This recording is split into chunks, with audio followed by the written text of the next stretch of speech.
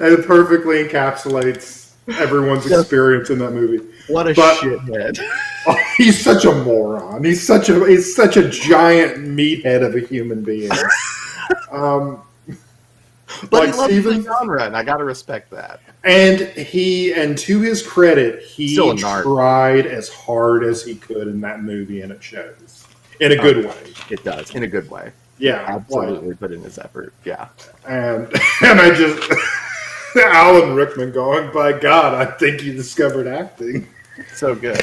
I love it. Good times. That is the most backhanded compliment I have ever heard in my life.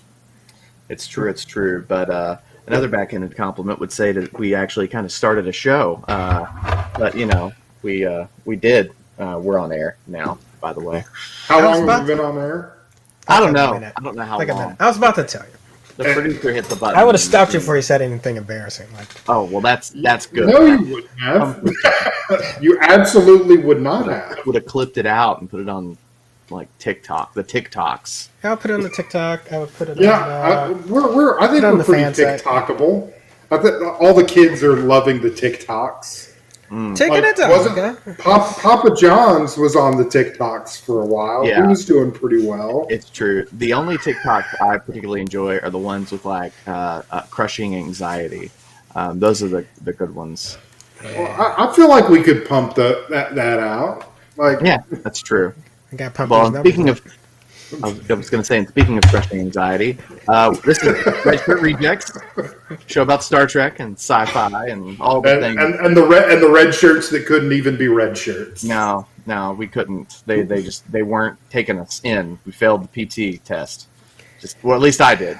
I definitely would have failed both the PT test and probably the psychological evaluation. Well, yeah. I mean, it's space is disease and darkness or something like that. And I would have been like, but the Romulans are making some good points, Captain. Anyways, I'm one of your hosts, Kyle Nelson. And I'm your other host, Trevor Law. And I'm the producer of this shindig, Commander Ship. He's the producer of everything. Everything. All the things. All the things. So, for anyone who hasn't been following, we're going to talk about our rankings because we've been going through and discussing every Star Trek movie, and I'm going to get to it. Okay. I'm just explaining what we're going to cover for this evening. We're going to talk about our final Star Trek rankings, compare them to what we thought prior before we started this whole mess, because now we've run through all of them, plus Galaxy Quest. And then we're also going to talk about the Discovery Season 4 premiere. But before we're going to do any of that, we're going to talk about the news. And the biggest news of the day that it's kind of impossible to avoid if you've been online like at all in any Star Trek circles, has been that Star Trek Discovery has been pulled off Netflix. Now, Netflix International. I was going to say, so for U.S. and Canadian fans, this is curious because Discovery has always been on CBS All Access. We've never been able to watch it on Netflix. Well, I guess it's Paramount Plus now. But it started off as a Paramount Plus exclusive. You couldn't even watch it on CBS proper other than the premiere of Battle of Binary Stars. But beyond that, it's been on CBS All Access. Internationally, the Star Trek shows the new ones have been split up amongst different streamers. So Discovery's been on Netflix, Picard has been on Amazon Prime, and I believe Prodigy is on Paramount Plus. So it's not available internationally yet, if I'm not mistaken. So you can still watch all the Star Trek stuff on Amazon Prime. I don't know if it's international, but I've been keeping up with it. For Discovery, it's not international. Okay. Yeah, for Discovery, it has been, so it was exclusive to Netflix, and it was one of those deals where whenever a new episode came out, it premiered on Netflix. So it wasn't like they had to wait for the whole season to drop and then watch it all at once. They were being able to watch it week by week on Netflix. Well, 2 days before the premiere happens, it's announced that it's being pulled off Netflix. As of now, it is no longer on Netflix at all, even the past seasons. And any new stuff is only going to premiere on Paramount Plus when it launches globally sometime in 2022. And when it launches, it will still only be available at first in 20 countries and then in another 45 countries after that. So a significant part of the globe that had access to Discovery prior will not ever have access to it as far as we're aware. And for most international fans, like, they're not going to be able to watch it until the season's been over for a long time. And everything's been spoiled by Reddit and Twitter and people are pissed. Yes. So it's going to be torrented everywhere. Yeah. When I read the news, I just thought to myself, Paramount really wants Discovery to be the most pirated show of 2021 is what I read. Which honestly, even still, would kind of be a marketing win for them. Yeah. I mean, there's ways to turn it around. Like, on one hand, I understand, like, from a content strategy perspective, it always seemed weird to me that they had this service and they haven't been squirreling away all of the Star Trek content into one apple, like one basket. Now, I've been reading a lot on this for other things because there's been some movement with the movies. There's been some movement with the other shows because they had pulled off some of the other shows off of Netflix in the US. And there's been some discussions about it. And with CBS in particular, they make a lot of their money off of syndication and licensing deals. So sometimes the math just works out better if a show is going to be on a Netflix or an Amazon Prime or what have you, versus having it exclusively on Paramount Plus, because there's math as far as how many viewers you're going to be able to draw in to subscribe monthly. And frankly, a lot of Star Trek fans have already been put on Paramount Plus. So yeah, just because you can stream TNG on Paramount Plus or whatever, it's not going to necessarily bring in enough cash to make up for what Netflix would pay to stream The Next Generation. So I understand, like, trying to move this stuff around and everything, and it makes sense that if you're going to launch this new product, in, say, Germany or what have you, that you're going to want your new content to be on this platform to draw people to it so you can be making that money each month. But, like, what a bad time to do it. Like, you're doing it 2 days before a premiere, and you're also doing it immediately after two of the biggest Star Trek conventions in Europe. Like, Destination Star Trek in London just happened this last weekend. Like, they had a huge presence there. They brought out the whole cast, everybody to talk about it, and none of them knew about this. So yeah. If I'm their PI guy or their PR guy, yeah, I'm furious. Like, absolutely. I'm probably marching in, flipping tables. Like, are you? It's like, we rolled out this entire strategy. You didn't let me know that we were going to lose that in Europe, and then it's like, what was I doing? I don't know. What was I doing?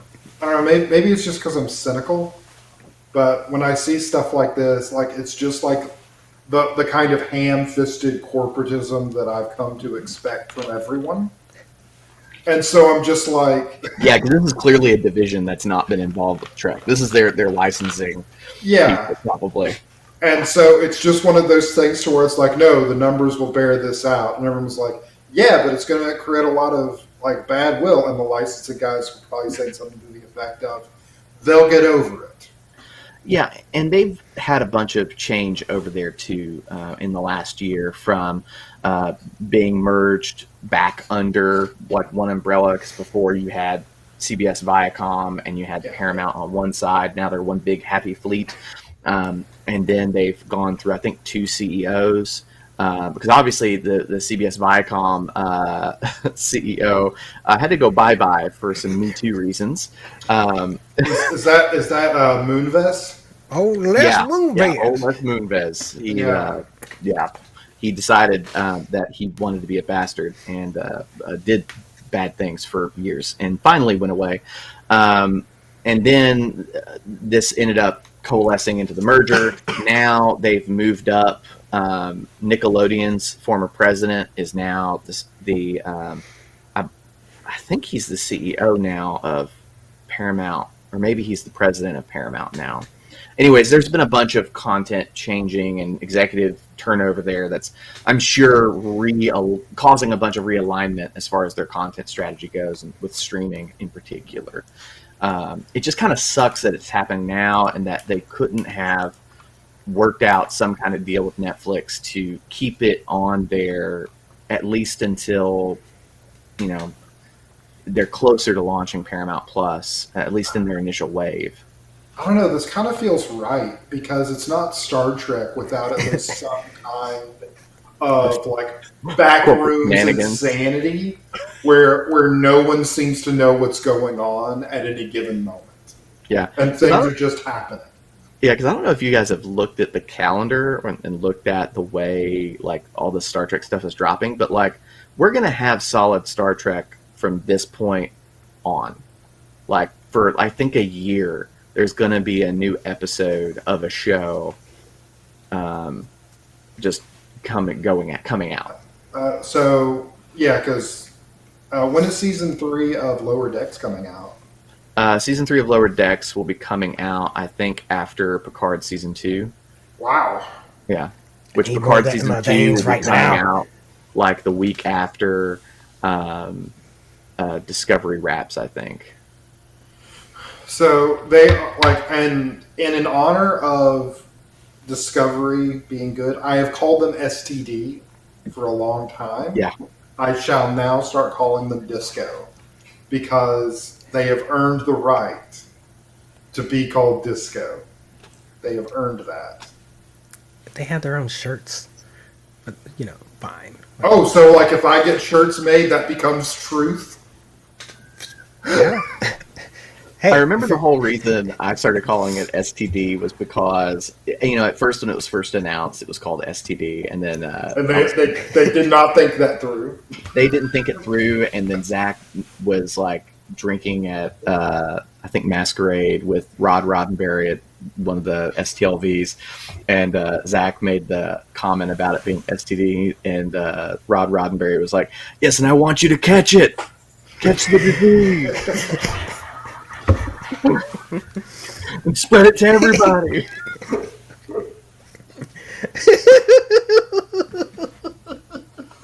Of course, he's a producer on the show, so he's man. This is why when naming things, you always run the name by a 15-year-old. Always. And if they start laughing uncontrollably, come up with a new name. Oh man. So anyways, yeah. International fans, I'm sorry. That sucks. It makes you think of. So it depends on how bad the corporate effect is. This would be the last thing we can say on it, real quick. Yeah. Is that it makes you think about Nolan recently with Warner Brothers HBO, because now he's going to be making movies for Universal. So the upcoming Oppenheimer biopic is coming on Universal, and a Nolan movie you can usually count on at least $300 million as a base floor, just easy. Like that's just what you're going to get. He did that with Tenet in the middle of a pandemic. That movie, even if people don't like Tenet, it's like probably would have made more than that if it hadn't been, So I don't think anybody likes or dislikes Tenet. You either understand it or you don't. No one understands. I think I understand it. I have problems with that movie, and I'm a big Nolan fan. But I'm like, it's the most Nolan-ness movie in the wrong way. But okay, let's talk about that another time. But I'm just using that as an example of like, had it been what's up? I still haven't seen it. Yeah, we'll just. There's a lot of really cool things going on in it, but it's like it's going to be pretty. It's like what? But yeah, but that's my main thing. It's like I think that's a clear example of when you don't run things by people because you just decide to blindside everyone at the last minute. Like, hey, we're going to do this thing, and in that example, people were able to push back. In this example, it's fans, so fans don't necessarily have that power to like. Yeah, everyone says, yeah, you can vote. It's not just the fans. Like the vitriol the fans have been launching, even like there was even an effort, like people were pissed at the cast because they had just like went to conventions with them and they didn't mention anything about it. Cats don't know crap. Exactly, and all the cast have just been like really like they feel gutted by it too, because not only are they catching some of the flack from it, but like they literally just like spent all this time like hyping it, and like now these people are gonna have to wait. The show's starting to get like, if they do 2 good back-to-back seasons, that's huge. Like that really gives them a lift in every way imaginable. Yep. And this kind of sucks some of the air out of that. But to Trevor's point, also, I'll use Warner Brothers HBO again. They then took all their content off of Amazon, but they rolled their thing out at the same. Like I rolled the HBO app had already been out in every territory they needed to be at, so they executed that very well. So on one hand, you pulled theatrical and hit everyone in the face, but then you go ahead and rolled this out well.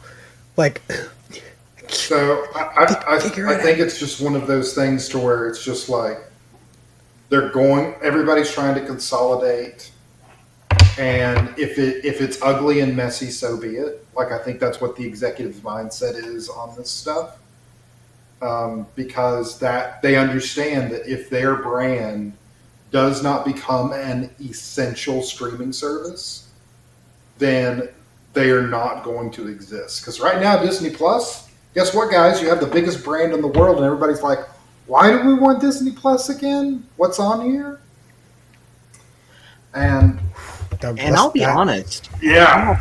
I'll get started on like just without like getting too far into it. As someone with children, a millennial with kids who love Star Trek, like I'm prime demographic for Paramount Plus.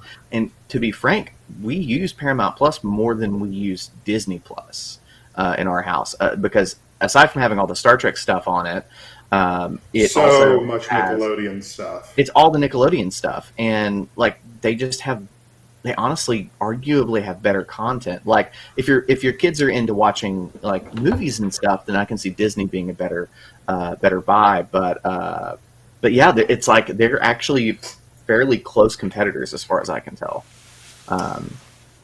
So at least as far as quality goes, I can't tell you as far as numbers go. Yeah, well, but it's just an interesting time, and it's just, I think this is just another casualty of the streaming wars that have only just begun. Yeah, maybe this will be like maybe like in our timeline of Demolition Man, this is the franchise wars that we're talking about. And it's like, turns out Crunchyroll and Peacock beat them all, and they merged. And I'm really looking forward to that Paramount Taco Bell merger, where when you get the Paramount subscription, you get a discount to Taco Bell. I'm looking forward to that. And as you punch your Taco Bell card, like it gives you like faster access to Paramount Plus exclusives. I'm really looking forward. The only way you can watch movies now is with Movie Pass. Somehow that also came back from Movie Pass. All right, so moving on. And speaking of movies, the Matt Shakman Star Trek movie, the Untitled one that's been announced, was moved back, I believe, 6 months to holidays 2023. Oh my gosh! It's honestly, I think that the holidays is just a better time for that kind of movie. I don't think that. The summer is just way too crowded at this point. And it's very nice to have a movie like this, like a kind of a tentpole movie in December. So yeah, I think it's a good move. There's me also, and my mom would go see the Star Wars movies for a couple of years. Like that was what our Christmas. Most of the Harry Potter movies came out in Christmas. Mm-hmm. Yeah, I was gonna say Harry Potter and that's the thing I'm writing on, but it's not out yet. But Lord of the Rings and Harry Potter are the ones that started that. There were still movies that came out in December well before that, but those are the ones that were like, those almost made $1 billion a piece. Right? And like a lot of times you get your award, your award bait comes out during that October to January period. And and that's just not a huge draw for a lot of people. So Hard to imagine The why. other thing, this is truck related, but also just movie related overall. Just we'll have to really watch where the Marvel movies keep shifting. I'm not saying they're the only thing that shifts the lever for a lot of movie studios, but when speaking of $1 billion movies, when any one of them is almost guaranteed to get in that ballpark or more, that is a huge vacuum for a month, basically. It just Absolutely. is. So it's not just the summer, but as much as Marvel keeps spacing their stuff out, that is seriously screwing with the calendar, not just in the winter. So yep. something to keep track of. Marvel seems to be having a lot of like behind the scenes issues with things, so it's slowing everything down. So Not as much as Star Wars, though. This isn't related to Star Trek at all, but did you all see the latest movie news about Lucasfilm? No, but I shall savor it. Give it to Oh, watch it. Send your tidal wave of bad news about Star They Wars. currently, I don't think they have any movies in active production at this point. So they did this whole thing, this whole huge thing, this last day, whatever event day they have, where they did a sizzle reel and they had Patty Jenkins fly a jet, and they're like, Right, the shareholders meeting last Yes. year. and they're Yeah, like, right. we're making Rogue Squadron. We're going to make the best fighter movie ever made. And now they're not making it. So who bowed out? Who? Patty Jenkins. And she bowed out according to I do not remember the name of the writer, but he's a former Hollywood Reporter writer, now runs his own thing. According to sources that he has, it's essentially creative differences. Like they could not hammer the scripts down. Apparently, the process they have there is somewhat micromanagey. And so basically, all of the creators who've come in since, and it seems to have been a change since after The Last Jedi and Solo happened, after kind of the catastrophe of those two, and really, like they're not. I think those are good movies. But after those, it seems to have been a change to where Kathleen Kennedy had a fairly hands-off approach to the Star Wars films, and then it shifted into a group-tested, micromanaging studio notes system, and it has resulted in the Rian Johnson movies are now on permanent hiatus. The Patty Jenkins movies are on permanent hiatus. This writer also blamed the D.B. Weiss and Benioff Star Wars trilogy on that as well. I'm going to blame the last season of Game of Thrones for that. But sure, we'll just add that to the stack. But yeah, at this point, they don't have anything going. Like they have the shows, and they've canceled Rangers of the whatever. The Ranger focused Rangers of the New Republic. That's it. That's not happening now. I need to explain my reaction. So, like, I'm a big Star Wars fan. I'm not one of these Star Trek people that's like, yeah, Star Trek's better than Star Wars. Blah, blah, blah, blah. No, I love Star Wars. I've seen all the movies, but I have felt very strongly that like the last trilogy helmed by, or 2 out of 3, J.J. Abrams and all that, are a dumpster fire, and that Star Wars deserves a complete reshuffling of the deck, and they're just making the worst possible corrections to that. Like, instead of actually getting good creative people in there and giving them control and then like making them do logical things, it's just like, no. Let's put the marketing people, let's put the money people and give them more power. Well, the reporting is vague as far as who is the micromanaging parts, and depending on where you are in the Star Wars culture war, those are different people. But the media ecosystem around Star Wars is such a garbage fire that I don't even venture. I think garbage fire is being generous. I mean, yeah, it's more like a clan rally. Toxic. I was going to say radioactive swamp, but okay. And things came to life in that swamp and started walking out towards civilization. Yeah. Wearing white hoods. I guess they might be green in that context, which would be very confusing. But they're blaming it on other lizard people. Yeah, Right. exactly. Oh God. Okay. Anyways, so moving I gotta clip that later.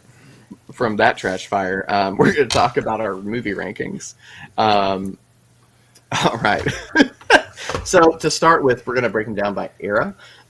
Who wants to go first with the original series era of movies? I'm willing to go first. Do you guys Yeah. want to give my first ranking and then my second? Let's just go from bottom up. Worst Well, to best. But do I do like my original and the updated, or do I just? No, don't. Let's save the updated for when we do the overall list. So let's break it down into just the original We're series. just talking movies eras. as you Okay, see so them. just the TOS movies. Star Trek V is the worst in my opinion, and I don't think there's going to be much pushback on that. And this was my original. This is not my updated. Oh, okay. I didn't look at my original as far as how I had that structured. And then Star Trek 4, Star Trek 3, Star Trek 6, and Wrath of Khan. My updated. Wait. Did you? Where was motion picture in that? Did you? Oh, I forgot motion picture. I was like, Sorry, let me say that again. Star Trek 5, the motion picture, Star Trek 4, Star Trek 3, Star Trek 6, Wrath of Khan. And my updated, though, is very different. Star Trek 5, Star Trek 3, the motion picture, Star Trek 4, Star Trek 6, Wrath of Khan. So, my big winner in that was Star Trek 4, obviously, because and the big loser in that was Star Trek 3, which is a perfectly fine movie. I just find it boring. But apparently most people disagree with me on that, at least in this podcast. let's see. So I did not put. Yeah, I didn't think about switching it after I'd made that because I didn't have an original era list. So yeah, but I can still talk about it. So I've got mine: Final Frontier, last motion picture, Search for Spock, Voyage Home, Undiscovered Country, and then Wrath of Khan. And that's your original list? That's my original list. Something I struggle with though, because Kyle and me have talked about motion picture and how much it's just it's what I had near and dear to me. Just it was a Trek movie. We had access, like everyone else. Like you go to the library, people had Wrath of Khan. You remember the old red box VHS? I could see it, and all of those were always gone. But I could always get motion picture, so we would watch motion picture all the time. There's a fondness for me to almost want to move. Like even I know I have it at 5th. It's not really the 5th on my list if I'm being completely honest. So that's just where I've got it ranked. If as far as watchability, I'm not saying it's the most. I'm clearly not saying it's the most watchable Trek. For me though, what could I pop in right now? And it's like, if motion picture came on TV, I'm probably gonna. And that's just. I might not give it my full attention, but I'd keep it on while I was. Yeah, I'm probably not gonna turn it off. And there's probably gonna be some scenes where I like cue in on because like when we get back to that. And there's some great stuff about that. The director's cut of it is also really good. If you've seen the I think it's on Vimeo unless it's been taken down. There's the Daft Punk cut where they take the score Daft Punk wrote for Tron Legacy, and they recut the motion picture into a 45-minute movie set to that score, and it works really well. I need to watch this. It's great. We can put it in the show notes, actually. Yeah, I'm watching that tomorrow. Yeah, when we get to TNG, though, there's a drop that. I will say this: the overall quality, TOS definitely does better than any of the other eras of Trek on this list. Let me just throw that out there. I mean, just overall, like. But Kyle, TOS. What was your first? Like, how did you start, and then how did you finish? All right, I was just sending Kenny the link to that. Okay, so yeah, I didn't have it breaking down like that, but all right. So bottom of the list for originally was Final Frontier, then the motion picture, Search for Spock, Voyage Home, Undiscovered Country, Wrath of Khan. Now you'll notice a similar pattern here than what we've discussed. So Final Frontier is still the worst. Yep. Then it goes Search for Spock, then Motion Picture, then Undiscovered Country, then Voyage Home, then Wrath of Khan. I'm not even mad at that. I don't really disagree with that either. I actually struggled with putting Voyage Home over Undiscovered Country, but Undiscovered Country hits all of my personal buttons in the things that like dying civilizations, overcoming old wounds, like the price for peace, all that stuff is always going to like draw me in. But Voyage Home, yeah, I'll talk about it when we go over the overall list, but I will give a little tease and say the Undiscovered Country is my biggest loser of my whole list. It is the one that's fallen the most on my list. So when we get the new track, we're probably going to be in Houston. So now we do TNG. Man, these are going to be very similar for us, except for I think one movie on this list. It's going to be significantly differently placed between me and Trevor. Yeah, I mean, it's going to be Nemesis. It's going to be Nemesis. So for TNG, this is my original list. All right. Insurrection, Generations, Nemesis, First Contact. And however, in the overall rankings, let's just say most of those TNG movies were not treated kindly. In the updated, it is Generations, Nemesis, Insurrection, First Contact. Yeah. Okay.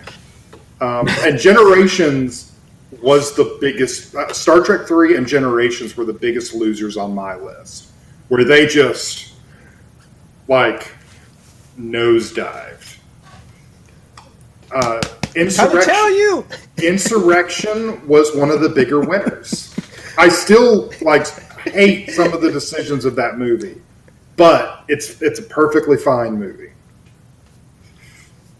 So, Kenny, TNG era, go.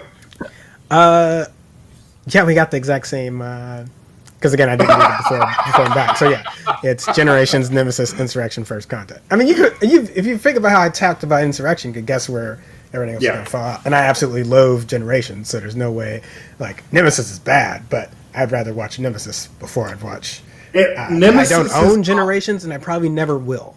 Nemesis is at least a comprehensible movie that stays mostly true to the characters. Generations cannot make that boast. Yeah, I don't know. I don't know what's happening there. All right. So original listings for me was Nemesis at the bottom, then Insurrection, then Generations, and First Contact. Now it is Generations at the bottom. I have flipped on that movie. Then Insurrection, then Nemesis, then First Contact. Oh. So. Okay. I will say, I know we didn't put Galaxy Quest in an era, but obviously it'd probably be around this time frame. I will say it'd be, if I had to put it somewhere in there, it'd be First Contact and Galaxy Quest for me. So we're gonna do the overall. Yeah, I know, but I just wanted to. I'm thinking about that in the era, and I'm like, yeah, it would be those two, and that's about. So this is a secondary thing, guys, but I need to talk about Shinzon again, and I'm sorry. Okay, Get it off your chest. I just got. So when we talked about Nemesis, I feel like I did a very bad job explaining my dislike of Shinzon. Oh no, I feel like we just yelled at each other for 40 minutes about Shinzon. I would say more like 20 minutes, but yes, Felt like 40. It did feel longer. It probably was 40 because you kept going back into it. We had left it. We had left this section. Okay. And it came back up. So I remember that. Shinzon hits my buttons in that I hate it when specifically Star Trek movies or franchises make a human character the villain. And it's not because I don't think human beings can be bad guys in the Star Trek universe. But the inherent implication when they do that is that the humans are always the most interesting characters in the franchise. So when they keep using humans as villains, it denies the ability to explore those other cultures and those other factions that are interacting with the Federation and explaining why rational people would not like the Federation or why irrational people.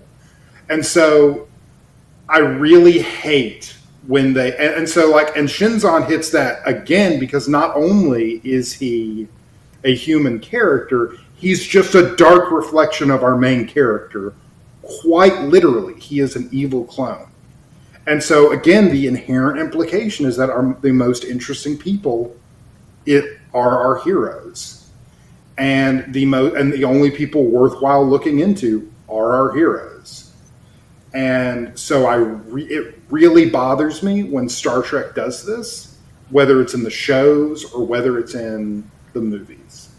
So it's why Nemesis is always going to be on my poo-poo list. It's why Shinzon, despite how well Tom Hardy does, he owns it. He does very well. Why I will never like his performance in that. Man, if you had said that during the Nemesis conversation, we would have been done in 5 minutes. Yeah, it's because sometimes I have to actually think before I say things. Yeah, because I could tell you from a screenwriting perspective why they don't do that, and I think that there's valid reasons for choosing human villains from that perspective. But yeah, I agree. It's space. There's a bunch of aliens in it. Why is this not an alien I'm dealing with right now? Yeah. And the Strange New World's not the same old one. And the Sona kind of are a corollary to that, because instead of, again, one of the many, many existing factions, it's let's do these new people and they're scary. Their skin is stretched. Yeah, other than you get the Borg and you get the Klingons. Those are the only other ones, really. Honestly, yeah. I feel like the Viceroy could have been an interesting bad guy all on his own without Shinzon. Absolutely would have been a more interesting bad guy. And it would have presented a very interesting moral conundrum, because who's in the right in a power struggle between the Remans and the Romulans, and what does the Federation do? And what's the moral thing to do, and blah, blah, blah, blah, blah. Okay, I'm done talking about it. All right. Thank you, and I'm sorry. Yeah. So, all right, now the new Trek. Where are we on that?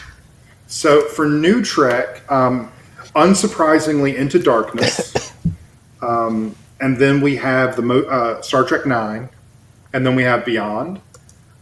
It's the exact same order in my updated list. However, in the overall list, they've moved around. Yeah. So I had, Into Darkness last, Beyond, and then 09. So Beyond and 09 have flopped. Oh, okay. Interesting. So does yours go best to worst, Beyond, 09, Into Darkness? Yeah. Man, we all have the exact same. For new Trek, there was not really a whole lot of disagreement. When we were going through this, so that doesn't surprise me. I'm only making that face because my overall list is okay. Overall list is very different. Yeah. This is hard. And I wish rolling, it had like a 4A and a 4B. and Right. I'm going to roll into my overall list. All right. So this was my original. This is before we watched the movie. I don't feel like you need to. Don't bother going into the original, like bottom to top. Just, I guess, talk about the amount of change, because we've already kind of gone over that a little bit with where they flip. Okay, so what didn't change? Wrath of Khan and Star Trek 6 still occupy 1 and 2 for my list. They stayed the same. First Contact fell from 3rd to 5th. So, like, again, not like the top tier it was, but it's still a very good movie. Galaxy Quest.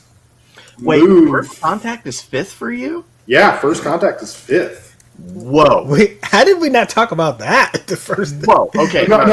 It was 3rd the first time.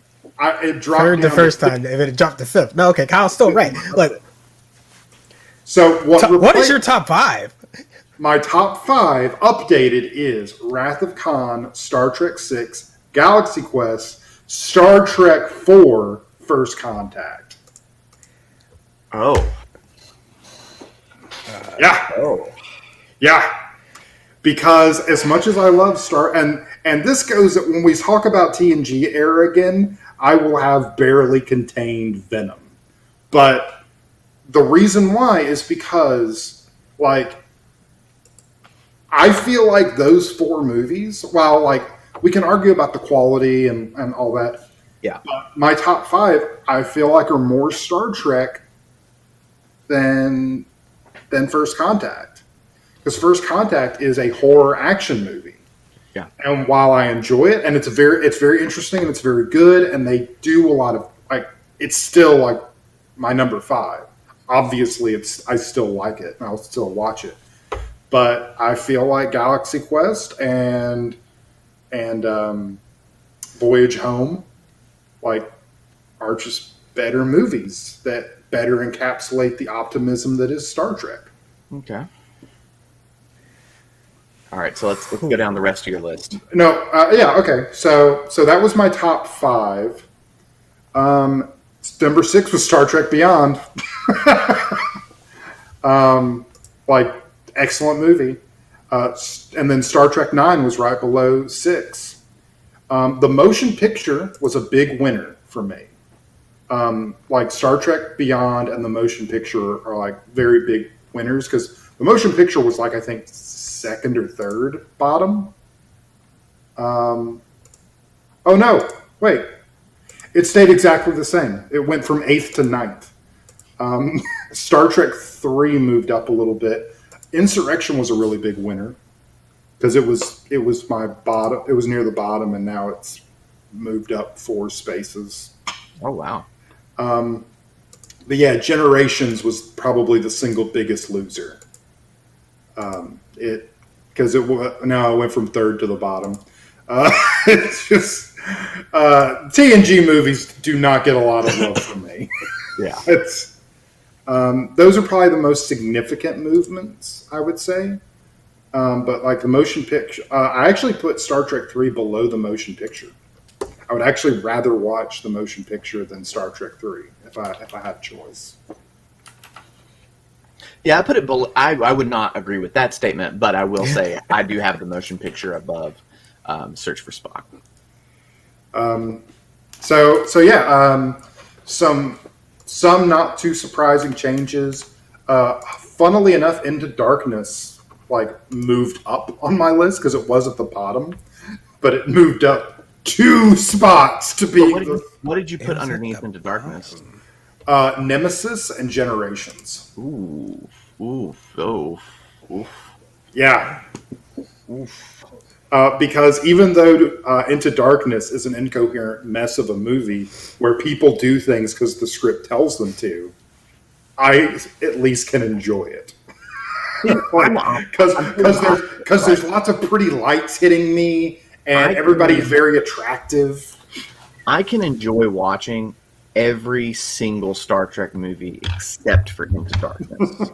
I can watch The Final Frontier on repeat for a week and be fine. But I cannot watch Into Darkness.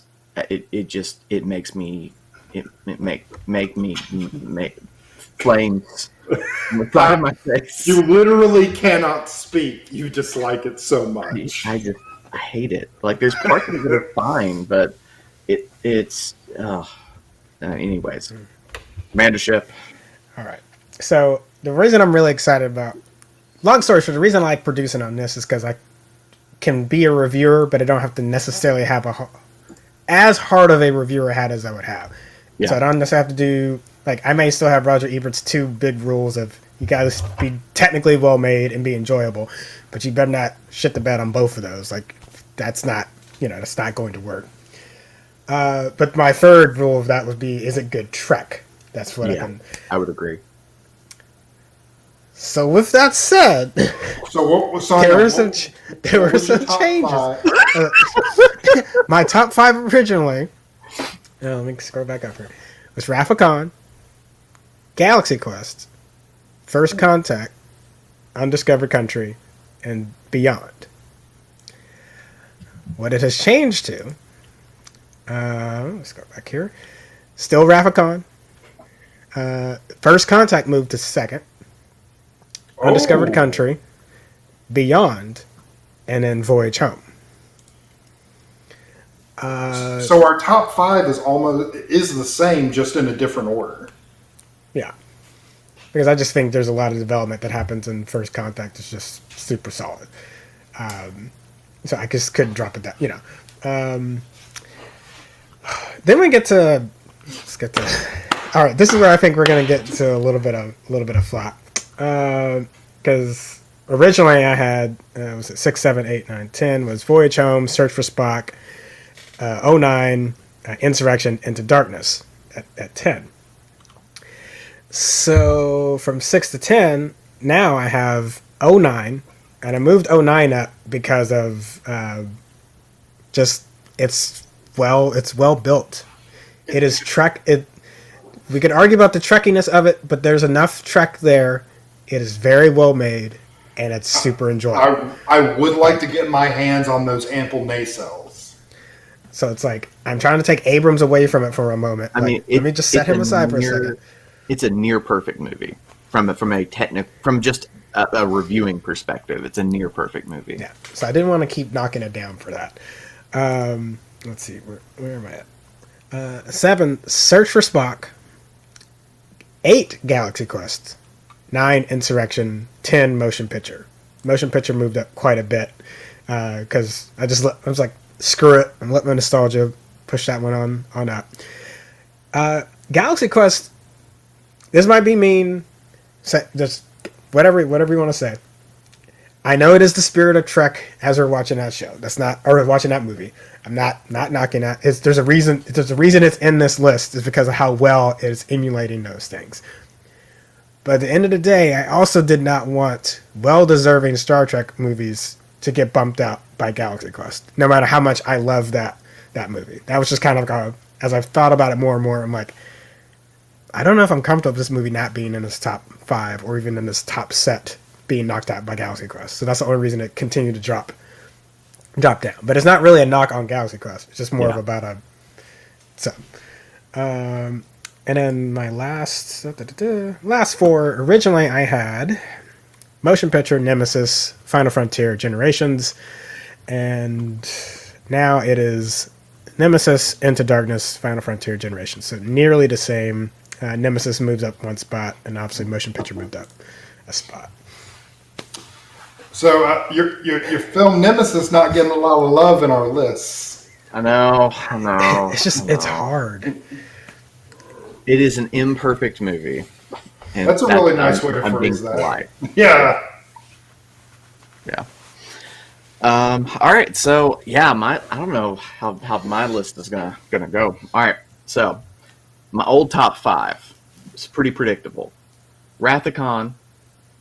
I think everybody's number one's just. I mean, it's Wrath of Khan. It's like the most quintessential, but also kind of against type Star Trek movie of all time. It's weird. So Wrath of Khan, Undiscovered Country, First Contact, Star Trek '09, Voyage Home. That was the original top 5. My new top 5: Wrath of Khan, First Contact, Ooh. Voyage Home, Galaxy Quest, and Beyond.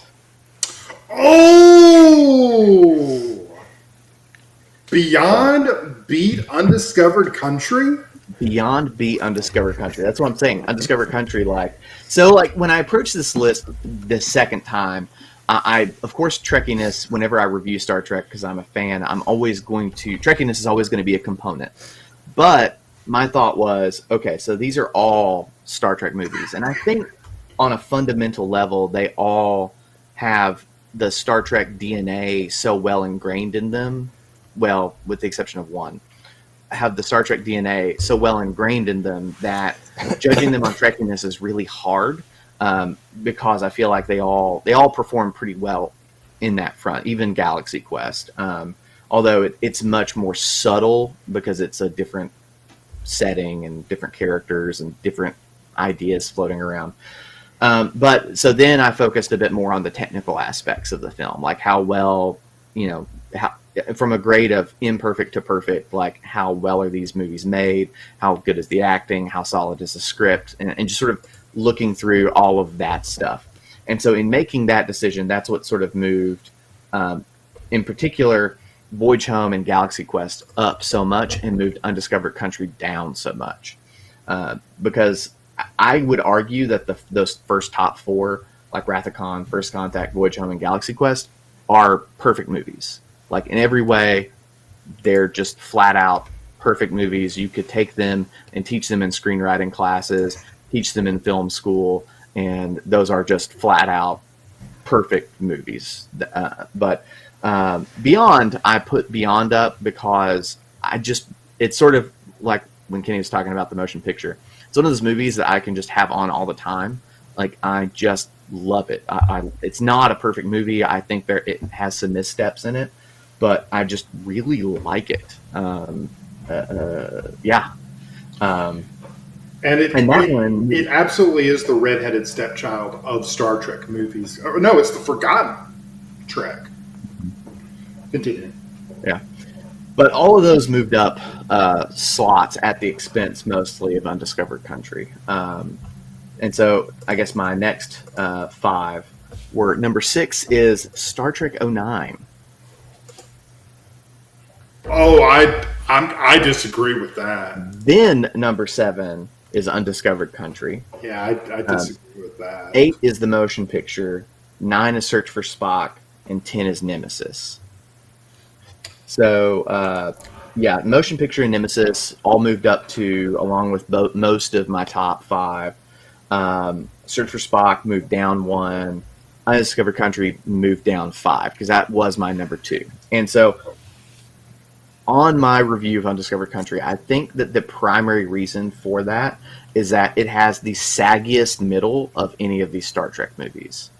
It has one of the best first acts and a really great third act. It's not the best third act, but everything after they rescue Kirk and Bones and they go through and solve the mystery and then have their final confrontation at Camp Kittimer, all of that stuff is great. It's not perfect, but it's great.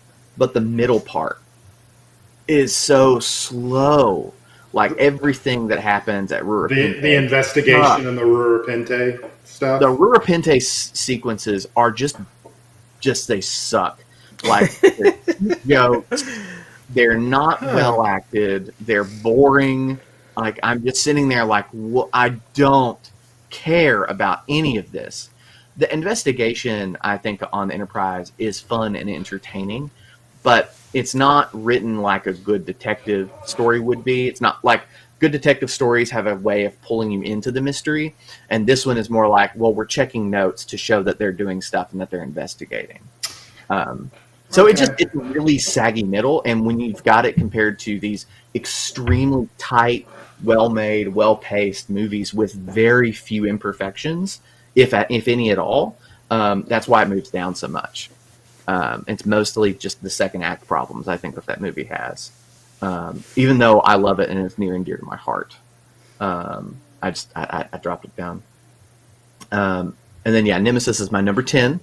That still moved up 2 spots, but that wasn't so much because I felt like that movie was good. It's more that I found that there were movies that were worse. And those movies that were worse were number 11, Insurrection, which I think is debatable, honestly, depending on how you feel about certain things in those movies. I think that they both make the same choices but take drastically different tones.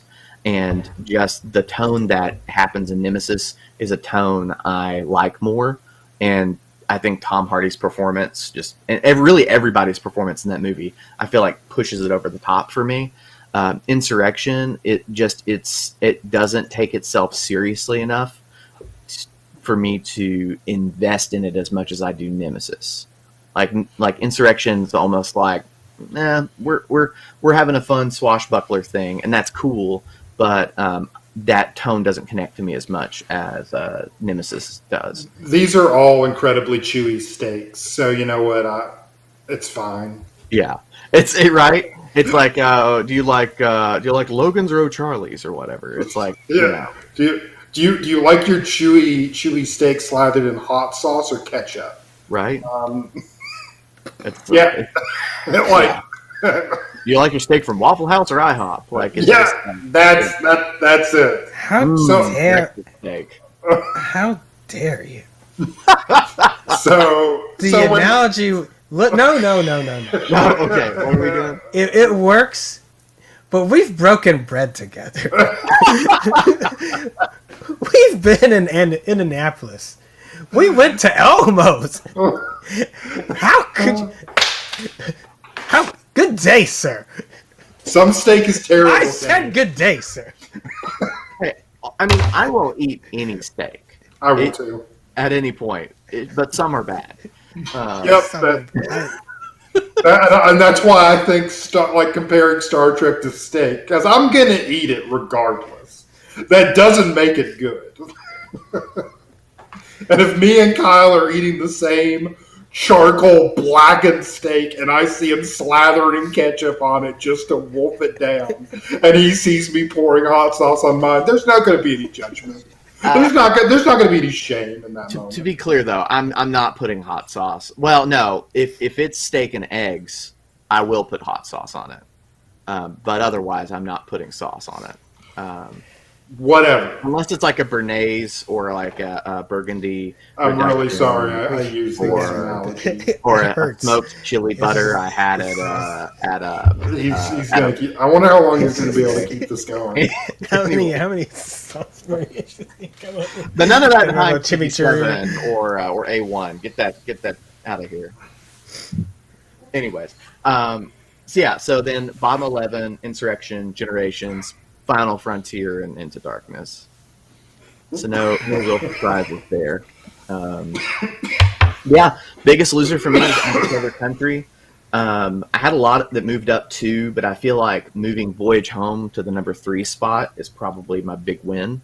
Voyage Home has probably been the biggest winner of our lists combined. Like, I know we make fun of it as like the one with the whales, but like, it's good. It's a really good movie. It works on like every level, and Kurt gets he gets left standing at the altar at the end, so to speak. Like, he just like brings a girl home, and she's like, "Oh yeah, I'm gonna bounce. See ya." That's one of my favorite things, because it's like, look, I like you, but I was only here for the whales. Right. But I don't even know your number. How will I get it? How will I find you? It's great. So. I love it. I guess, so going back through the list, what was your biggest surprises? I know mine was definitely my reevaluating Undiscovered Country with the saggy middle. But what do you guys think? Voyage Home was my biggest surprise, that it really jumped up.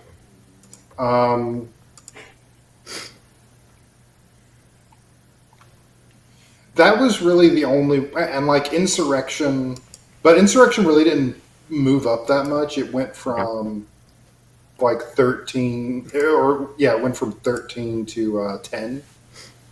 So I would say probably the one I reevaluated the most was the Voyage Home, because everyone else they bounced around, but it was like 2 or 3 spots. And I think Voyage Home deserves more love, and I think we should all be willing to give it. Into Darkness, because I know where I had it ranked at the start, and I assumed once we got going, we kept getting getting more foreboding about it. I thought it was just going to drop like a stone, and it's still bad. Like it's just reconfirmed that it's still bad, but it's still, I'm like, there's still just some things I would like. So like I said, Generations. Like, I'm not going to own it. Just not going to own it. I happen to own Final Frontier because I got a box set, so just those early Blu-ray box sets of the TOS and the TNG ones. It was there, so I'm like, okay, fine. Yeah, that's probably the one that's most surprised. I just expected, like, I'm gonna hate you. It's like, I still hate you. So it's a simmering. It's a simmer. It's not boiling over every time I watch it. I'm just like, you are the turd that you are, and okay. So I didn't talk about. So Into Darkness will never earn my hatred, and that's simply because I don't have the same.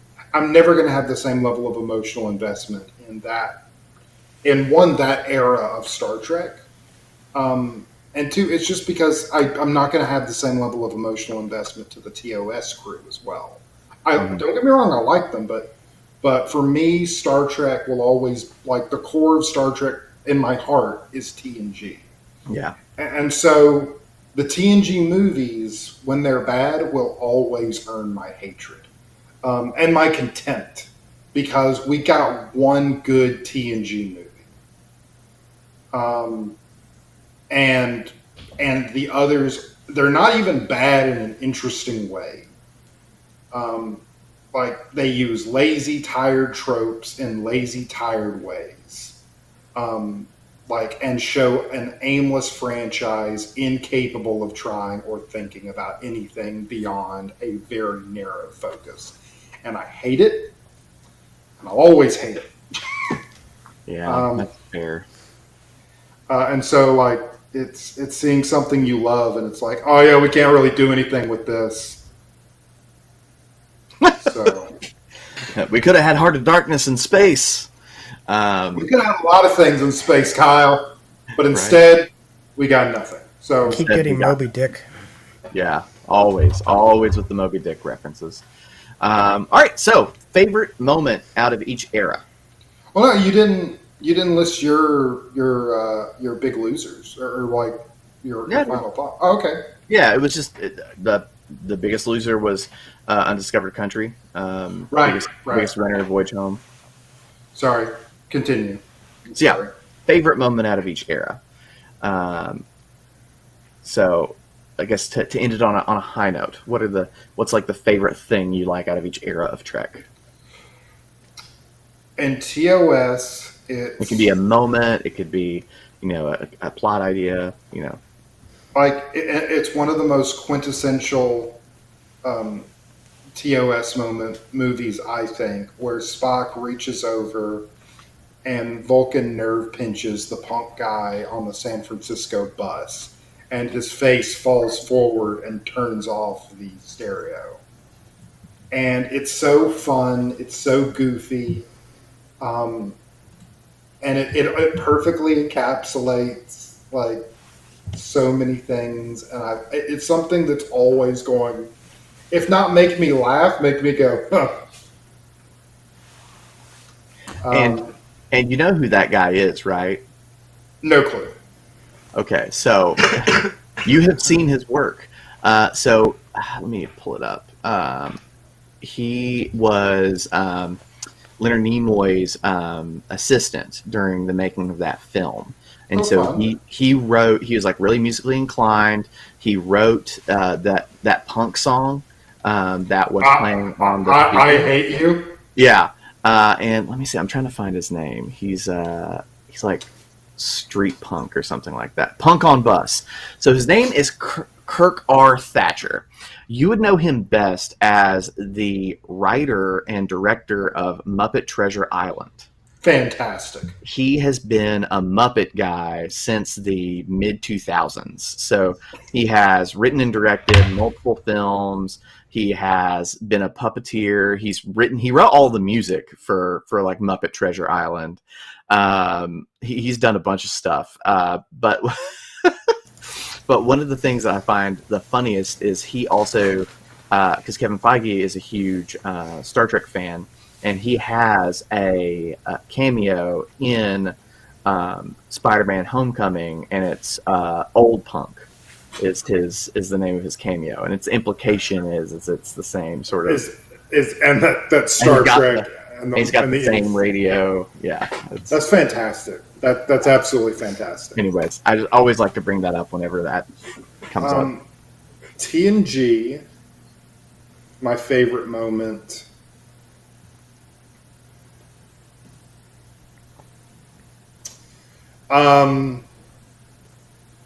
It may be weird, but it is when Data rises out of a fog after the warp nacelle has been destroyed and like all organic material has been destroyed, and he like Data's like, "You're not killing him," like I am not done. Not on my watch. And it shows that Data was the most human.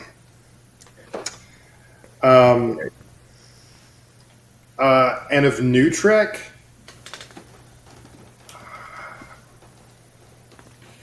so this is going to be very ironic because me and Kyle made fun of the fact that the shipyards are in Iowa in the New Trek universe. But Captain Kirk on his motorcycle looking at the Enterprise being built. It is a really good moment. It's stupid, but it's a real good moment. His twin sons moment. Yep. We lost Kenny. We lost. He has wandered away from the microphone. He didn't like that answer. I mean, you two are the ones that hate that. It's stupid. I find it visually great, even if I get. Sorry, it's great. Look, I know you're just like, who was it at all? It's like I don't care. That's like one detail. And I was like, really? Really? That's the one we're gonna go. Okay, sorry. Yeah. But it is a great moment, and it looks great, and it does a good job of encapsulating the character. So those are my three favorite. This list would probably be different if I thought about it longer. Yeah. But yeah. Who wants to go next on their favorite Trek moments? I'll go next, and I'll tell you. Sorry, I got a monitor. Decided to.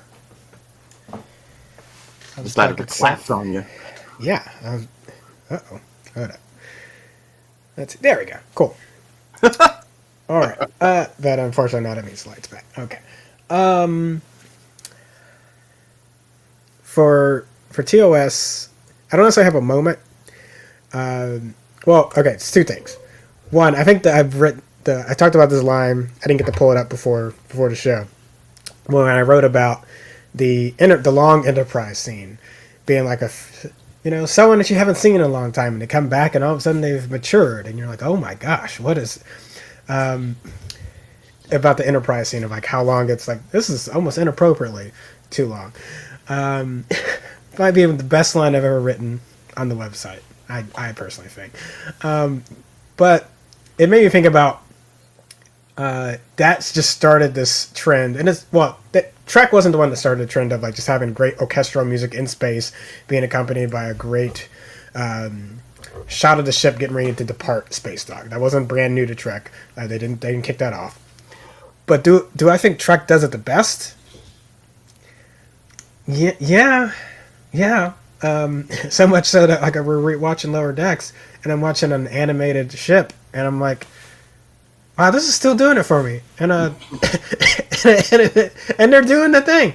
They're doing the thing. Like they're taking time to do this. Not only are they doing the thing, they're making fun of the trope, and they're still making it look good.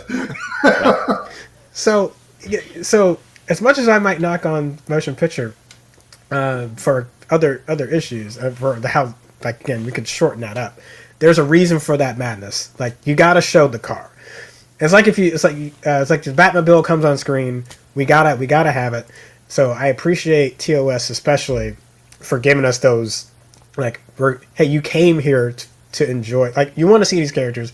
We know you like the ship. We're gonna give you some shots of the ship. We're gonna let you in bathe in that. And then lastly for TOS is just villains. I thought about villains across this entire series. I've been thinking about villains across a bunch of other franchises.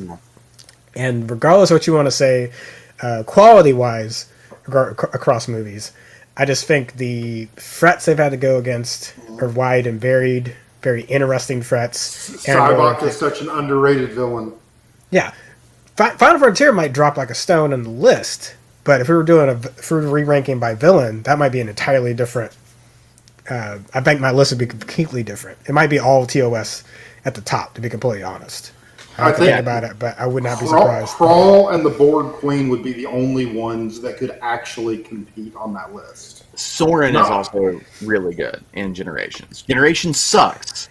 But Soren is really good. That's fair. That's fair. That's fair. I can go along with that. Yeah. So those are the two big things for TOS. For TNG, we talked about it in First Contact. First Contact. Alfred Woodard is Lily.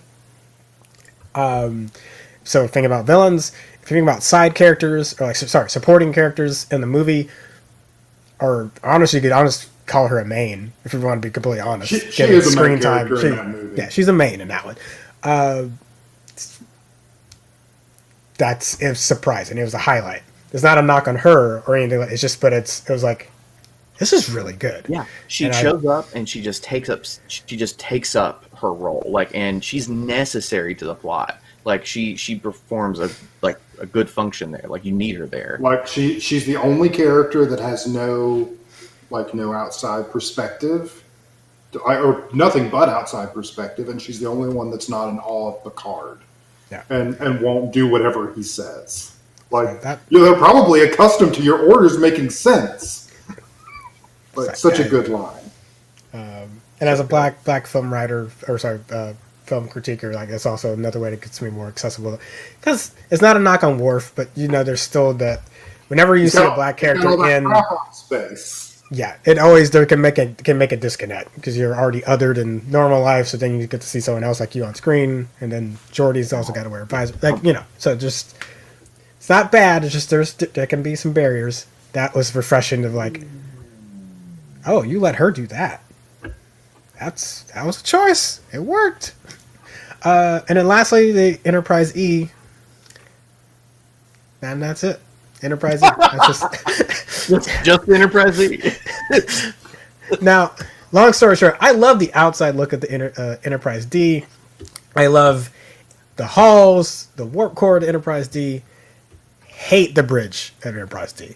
Always have, always will. There's nothing that's ever make that. I just can't stand the bridge for the Enterprise D. It's just not good. Enterprise E though, it's wartime, baby. Give it to me. Yes. All right. On top of there, like enjoying the overall design of the entire. But that bridge just works for me. So, yeah. So it's great. The do you watch Space Talk on YouTube? Oh yeah. You need to watch their newest episode. It's him ranking his favorite Enterprises. Starship's Enterprise. It's good. It's a nice quick one. I think you'll enjoy his conclusions. And then last New Trek. New Trek. Michael Giacchino. It's not there are there other scenes and things I could bring up in that? Yes, but we didn't do a score ranking as far as like the scores. My favorite growing up was definitely the TNG, the new TNG theme and stuff like that. You know, but if I think about, me and Kyle talked about like what would we play the most, whether it's on like on repeat the most. Is Giacchino. So I think I appreciate Star Trek for letting him have opportunity to. I can helm a franchise and like he was doing stuff before, but he gets a chance to shine, blow it out of the water, even make another movie, Into Darkness, feel better than it has any right feeling, because it really shouldn't. He really like it. It's that meme of like the piano on fire, like on the beach. Like he did it. He nailed it. So yeah, that would be mine. Cool. Yeah, that's good stuff. And speaking of him, he did the theme for Prodigy. So if you've not watched that opening sequence, It's really funny because I was just watching Prodigy today, and I was thinking like, man, this has a really good intro. Like, yeah, it's him. They brought him back for it. He's not scoring the series. He just did the. oh no, it shows. It shows. But yeah, Enough. yeah, that's good. But yeah, all right. So I guess for me, in the original series, I'd say my hands down standout is the sequence from David's death to the Enterprise, like going through the atmosphere of the Genesis planet. Like that whole sequence is just standout. One of my favorite sequences in all of film. I'm not a big fan of Star Trek 3, but that sequence, like that It's so whole good. thing, Like Shatner's little stutter step when it's like it's like the death of David just punched him, just like knocked him out. Like it's like he has a physical reaction to it, and that just stutter step fall down. It's so good, and just the whole thing of like how Kirk responds to it, because it's like the most Kirk way to respond to it. It's him doing the Kobayashi Maru all over again. Like he's it's so good. It's so good. It's like when you look up screenwriting and you look up the save the cat method or formula or whatever you call it. It's obviously the what is it called? It's not bad guys closing in. It's like the Dark Knight, like Dark Knight of the Soul. It's like that's the lowest point that the characters reach, and it's like the best version of that. And honestly, the lowest point Kirk is ever at. Ever like Spock's death is bad, and that's where the movie starts, and it just keeps going down from there. So good. And even if you look at it at those three movies as a trilogy, like 2, 3, and 4, that's the low point of the whole of all three of them. It's great. I really enjoy that. From the Next Generation, it's always hard for me because I feel like there's a lot of really good standout things about those movies, but then when I sit down and think about it, they're all kind of like, I don't know, they're close to the same level. It's hard for me to gather that, but I sort of agree that Enterprise E is like my favorite thing to come out of those movies. The uniforms, just the whole production design. God, I love the uniforms. It's so good. I love the production design. I love the feel. And so far, there's only been one set of uniforms that are even like close to me liking as much as the TNG movie uniforms, and that's this new season of Discovery. We're going to talk about that here in a minute. So we'll put a Those uniforms are fantastic. Yeah, and then but I would say probably of any moment, it's obviously the Ahab moment, the Ahab thing in First Contact. That's like probably the big standout performance in all of Star Trek. Like that is like there's a podcast I listen to, the Infinity Podcast, and one of the hosts talks about like Mount Rushmore moments for actors, and for both of them, those are like Mount Rushmore moments. Those are like things that you would cut on their obituary and paste in a highlight reel for them. Like they're defining like moments. They're very good. As far as the JJ movies, I would have to say Carl Urban's performance as Bones.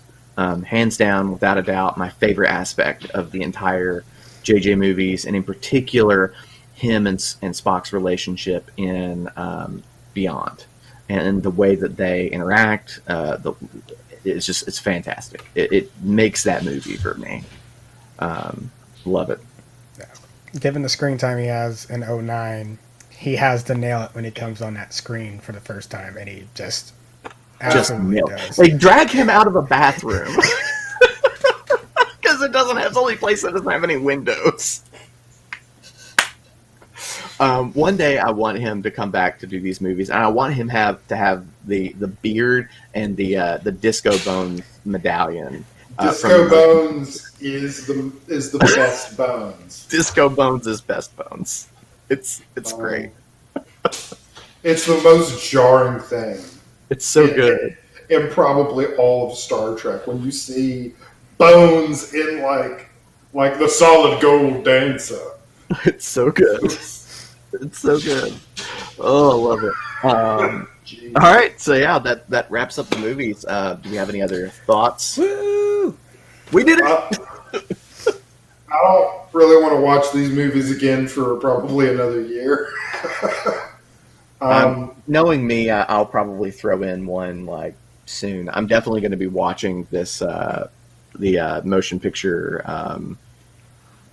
Daft Punk video. I will say that sounds amazing. As a general rule, the TOS movies all up in here, and the new Trek movies, honestly, all up in here, and then TNG movies are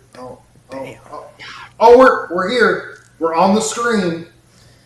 That's the thing. I just need. I'm really hoping. This is what I'm hoping with Picard.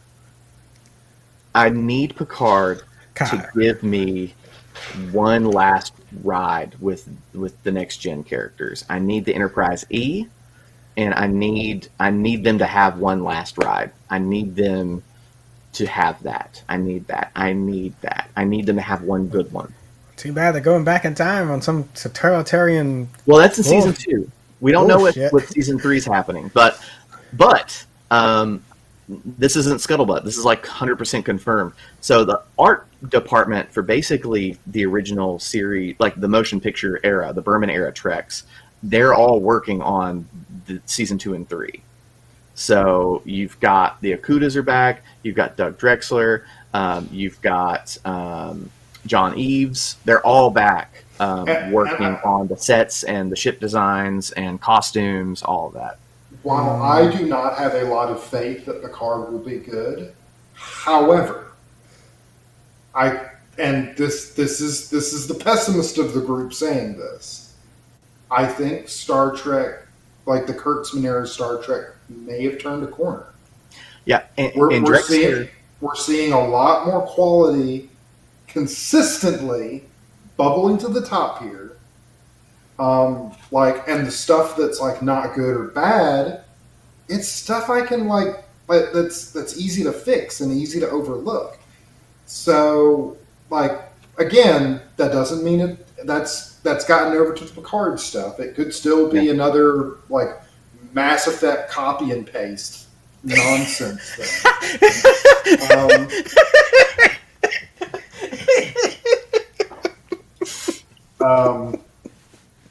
Was that did I say the quiet part loud again?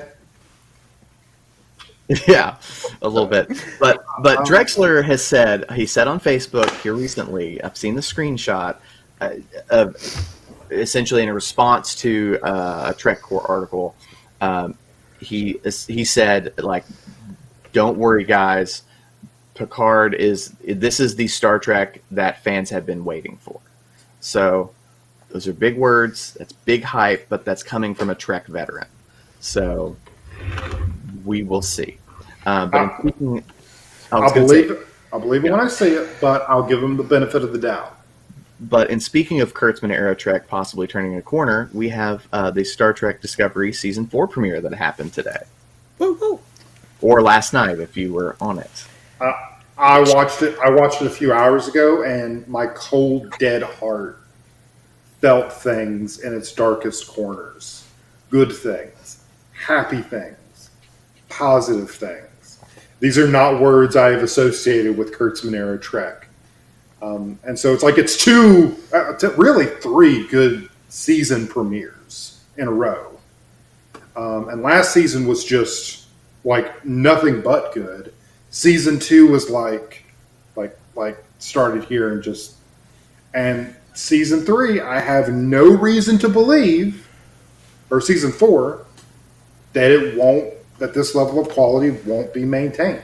And they're like doing these little subtle things, like having a Bajoran Cardassian president of the Federation and her race not even coming up.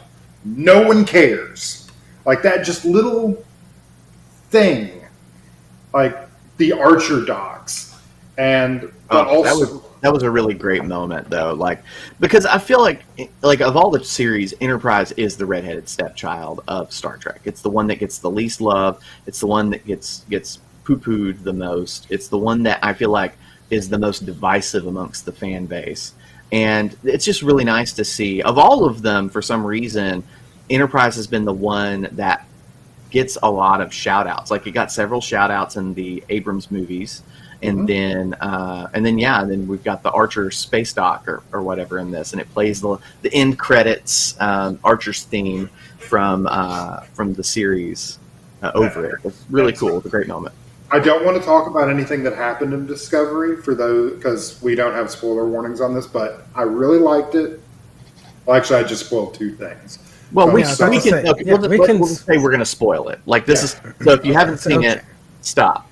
But like it's very obvious that there's some kind of massive astronomical event that is happening that is now dramatically affecting the galaxy and killed a whole planet of people, the Druid world, and that hurt.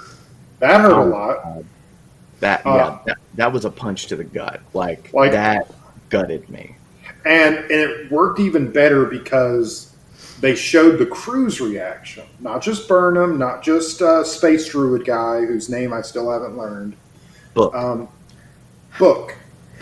I'm bad at names. Deal with it.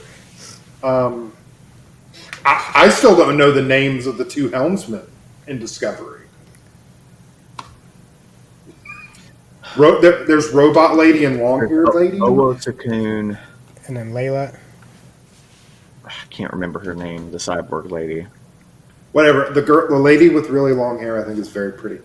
Anyway. It's Kayla or Layla. I can't remember. I think it's Detmer. It's Kayla Detmer. Kayla Detmer, yeah. Regardless, I'll try to remember those names. Here's hoping. But like the horror. The horror on their face of like it killed a planet. Something that we don't understand just killed a planet. And so this season's totally not going to be a climate change analogy. Actually, it's not. Ooh. It's COVID. Oh. So like something the plant, like the people themselves are doing or spreading. No, not so. From what I've read and from what I've seen, because so Kenny and I last night got to go to the Star Trek fan premiere, the virtual premiere last night. I stayed throughout the whole thing, and I managed to get to see the 2nd episode of the season. So I'm not going to spoil anything from it. Yeah, if you did, I'd drive to your house and kick you in the nuts. I would take the next flight, and then it's very good. Same. It keeps the momentum from the last episode and continues, and it's very good. So if you liked the first episode, you will not be disappointed at all by the 2nd episode. But from what they have said in interviews, it seems as if they're not taking it from a literal perspective of it being a virus, but more from a taking the metaphorical implications that happened from COVID, of something you can't see and you can't really predict and you don't know where it's going for laymen, and that feeling of helplessness that there is this thing out there that you can't really stop, and how that infects people and institutions, and how people react to that, and how institutions react to that, and the Not fallout well. that ensues. Yeah, we're still living with it, so I don't know. Um, Maybe future Kyle can tell me how that worked out. yeah. Can we get a clip of future Kyle in the post-apocalyptic wastelands? I bet he's probably better at shooting, so that's cool. But I did actually, from my notes I took last night, I did notice the president in her speech said, she referred to quote, reducing our quote collective dependence on dilithium. I was like, she's a politician, baby. Yeah, I do like her. It's great. Oh, I loved it. Y'all were correct in that I would like her. I know. I'm watching this and I'm just like, Trevor's gonna love her. He's gonna love her. I mean, not just because she's a Cardassian. He's just gonna love her. He's gonna agree with everything she's saying. Yeah. And I did. I did agree with everything she said.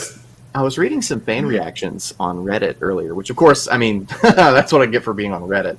But I was reading some reactions on the Star Trek subreddit, and some people were being like, "Well, why is the president? The president is coming in and saying all this stuff, and then we're like supposed to side with Burnham, who's obviously in the wrong, but we're supposed to side with her because she's always been right." And I'm like, That's not what they're doing.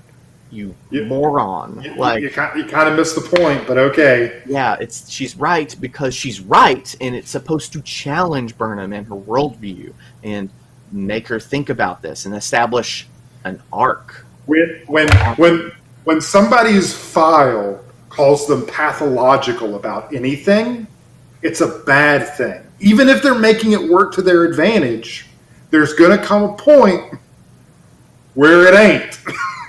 Right? In the written review. Yeah, what were you going to say, Kenny? I'll just say, go ahead. It's my thing, we'll take. For the written review of the episode, I referred to the president as Burnham's like mother / mentor / authority figure to rebel against, like, for this season, because it's like every season she's got to have somebody who's like taking her under her wing, but she's also like, no, I don't want people showing me what to do. And to constantly have that like tension, because she's just the most anti-authoritarian character to have ever existed in Star Trek. And I don't mean that in a good way. Like, I mean that in she can't follow orders. She's always constantly bucking whoever is in authority over her. And it's like, how does she still have a job? Like, granted in the first episode, she was put in jail because of it. So well, I think it's, I mean, the reason why, and like I understand why the president is like, I do want to keep you as a captain, but like, and it's because that she is someone who can fix problems that other people like wouldn't even attempt. No, she's a hatchet man. Yeah, and like there is a certain point where that pendulum turns into a wrecking ball. Like, and like, the thing is, people need wrecking balls. They're important. You don't get rid of them. But you do try to keep them under control. I hate to use a sports ball analogy, but I think about it, whenever you do something, like, if you're in a stalemate of, like, neither team can really make a move against the other, and then someone makes that one play that just shifts the entire game. It's like momentum. We don't really have a way to measure momentum, but you can see it play out, right? Mm-hmm. So she is that every single time she shows up in some crisis situation. It's like when the stakes are on the line, you want her because she can run in her best in that situation. So yeah. But if you pull back from a situation, just pull back from that just a little bit, and there's some other diplomatic issues or bigger, long-term, larger scale issues that need to be taken into account. That's not being brought into account. I don't think that she necessarily. What's up? I'm going to defend Burnham on this point. Originally, absolutely true, but the episode Unification Part 3, like was probably the biggest single character development moment Burnham has had in the entire series. Because she had a chance to get what she was looking for right then. And like based on her character up until that point, she was going to wreck everything around her to get the information from Vulcan. But it would have split Vulcan society, the people of Navarre in two. It would have brought up so many internal issues between the Vulcans and between the Vulcans and the Romulans that it would have nearly... She saw that and understood that and went, that is a price that I'm not willing to pay. But how did she go about solving that? No, I agree. I'm not saying like she should never have pushed it to the point she did. Yeah, but I would say that the difference between them functionally to show that growth is if you take that moment in the pilot and you take that moment in Unification 3, the primary difference is that in the pilot, she like literally like goes to war with the Klingons. Like she pushes, she mutinies. Like she takes control of the ship. She attacks the Klingons. Like she breaks the law essentially. So many laws. She goes so far into it on one direction that it's even though she was right, she did it the wrong way. And in Unification 3, she's got that same sort of choice placed at her, and she chooses to try to go at it. It's still she's going at it her way, but she's going at it the right way, I guess. And so I am seeing character development in her. Also, I don't really count the actions of Season 1 Burnham against her because she does things because the script tells her to, not because she's a character. Yeah. Okay. Whereas now I'm seeing like some consistency in why she does what she does. And she's a character that I can sometimes root for and sometimes go, oh, Burnham. No. I know, because the whole time the president was like snipping at her on the bridge, because of course there's this big climactic sequence where they're like got to go repair a station and they can't repair it, so it turns into a rescue mission, and it's an insane situation, like even by a Starfleet captain's standards. And I felt like even though it did work out, like I don't think that the president said was wrong. Like she was right. Like she kept her mouth shut until like she was only wanting to understand what was going on.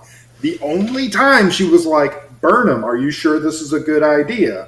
Was when she left the bridge. Yeah. What did he just drop? Oh, that's really funny. There we go. Why did my video drop for a second? Might have been a connection thing. All right, you're back. That was strange. Sorry, guys. But yeah. She does something that I really enjoy when people in management positions do, when they just shut up and watch their people. Like just let them do what they're going to do. Like, because that's how you understand how things operate. Mm-hmm.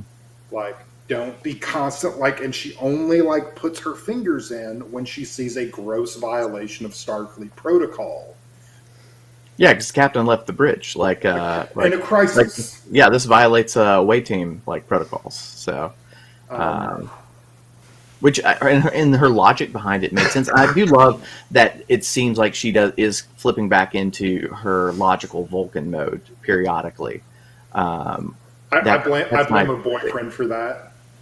Yeah. Well, it's just nice to see her flip back into that. No, it is. I like it too. And also I think because she's got the stress of being a captain, that's kind of a safe place for her. Yeah, I agree. Yeah, it was good. I agree. I really liked that. I think they're doing a lot better job with the characters. I'm really enjoying...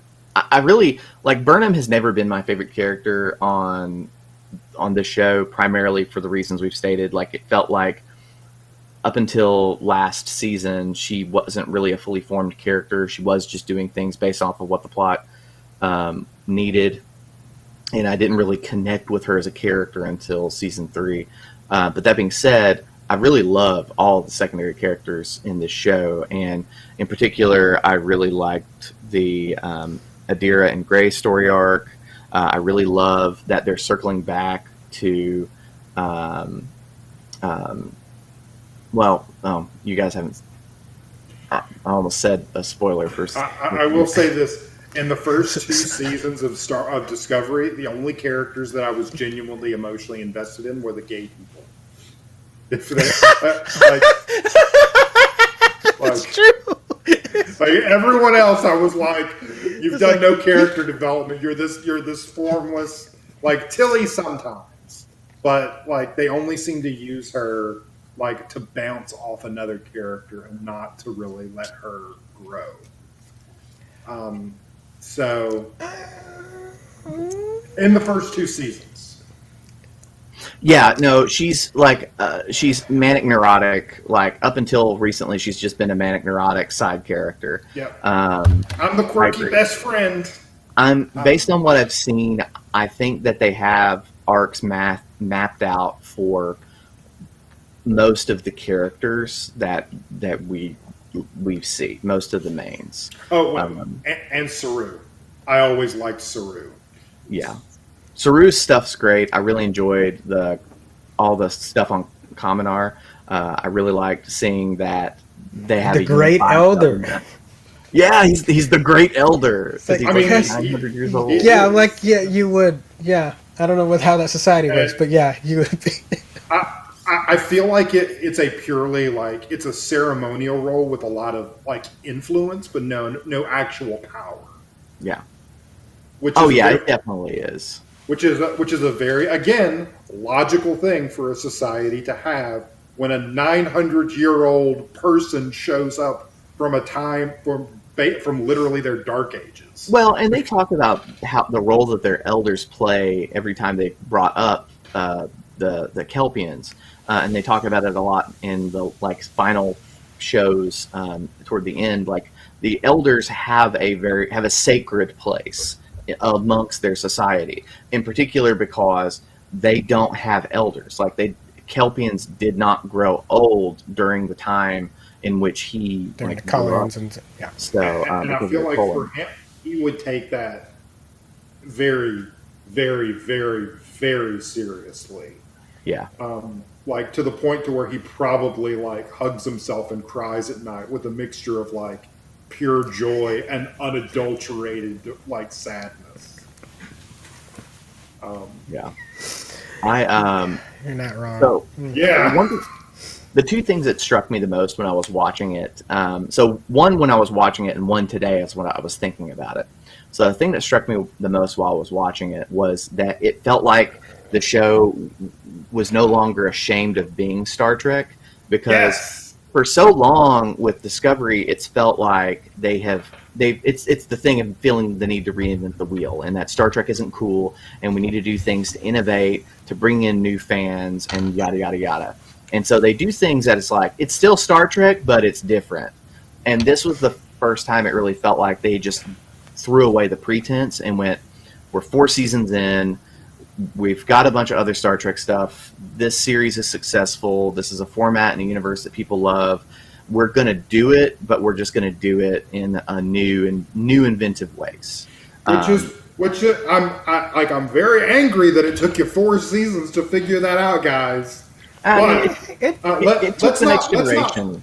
Let's Like- not focus on that you're late to the party and just be happy you showed up at all. Absolutely. Like that's But something Trevor. Oh, go ahead. Oh, Yeah, you were going to say? No. I was going to move on to another point. So hit on. Because Trevor said this in the chat about why you'd want Burnham in these emergency situations, and it also made me think about Discovery, because we've talked about there's always got to be another big threat, and that's like why. But something that we haven't been able to have in a long time with multiple Trek shows on at the same time, either ending or beginning. I know we're going to get more coming online next year. Is that I think there is kind of a cool idea of if Strange New Worlds ends up being that one that really gets back to the classic. We don't know for sure what that is going to look like, but if it does end up being the one that gets more to a classic episodic formula, and then or more like issue of the week kind of thing. And I mean, this one is like your this is a crisis. It's like you're still getting a taste of what the new this time period in Trek it looks like, but It's this still specific very crew, serialized, yeah. but this crew is going to tackle a major. They're tackling the biggest problem that like they're going to be the ones that get assigned to the big thing every single time, and I think that could coexist. You could even have another show after Discovery ends its run that's still set in this time frame that gets to explore more of the universe while Discovery was handling the galaxy-threatening events, and I think that'd be amazing. Absolutely. Like, honestly, I would not be opposed to a Lower Deck style show, but live action in the Discovery era, because it's not it's its own era at this point. It is, and to piggyback off of that, like I feel like that's part of the reason why I disliked that idea in the first two seasons was that it felt like this was a ship we had never heard of that existed just a few years prior to the original series, that had weird experimental technology that we had never heard of, that were dealing with like events and big things that we had never heard of.